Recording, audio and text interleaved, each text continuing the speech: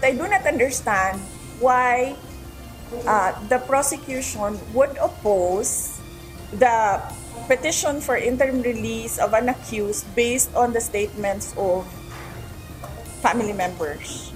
Hindi makatarungan na ibase ang pagtutol sa mga naging pahayag ng mga miyembro ng pamilya. Ito ang iginiit ni Vice President Sara Duterte matapos tutulan ng prosecutors ng International Criminal Court o ICC ang kahilingan na pansamantalang paglaya ng kanyang ama na si dating Pangulong Rodrigo Duterte.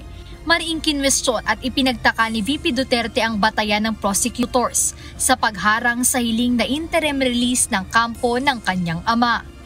Kung sinasabi nila na hindi ibibigay ang interim release dahil merong mga statements ng pamilya, it doesn't fall also into the parang reasons kung bakit hindi ibibigay ang interim release.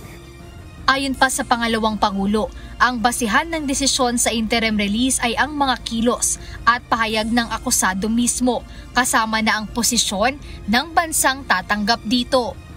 Dapat siguro ang kanilang pinagbabasihan lang ay yung actions and sinasabi ng akusado, hindi at kung ano yung sinasabi ng country where he will be released to.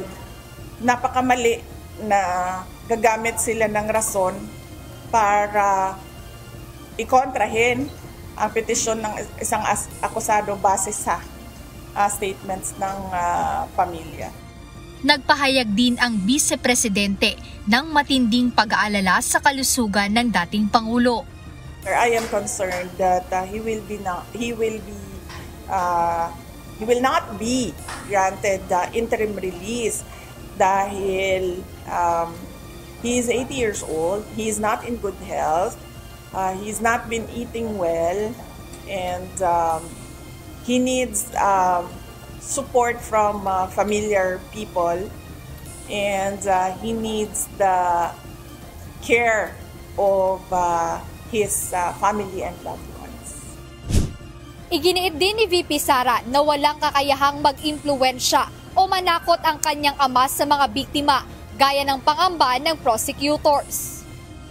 Aniya lalo pa ngayon na wala na si FPRRD sa poder at higit sa lahat kung nasa ibang bansa na ito.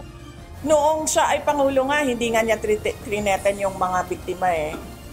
Pangulo siya noon, meron siyang power and authority. Ngayon pa na nasa loob na siya ng detention unit. And lalo na kapag nasa ibang bansa na siya, na unreachable sa kanya ang mga tao sa Pilipinas. So, it doesn't make sense to say na magkakaroon pa siya ng influence kung meron siyang interim release.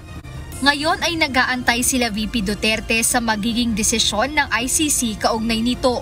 Ayon sa pangalawang Pangulo, ipinauubayan na niya ang trabaho sa mga abogado ng dating Pangulo sa nasabing kaso.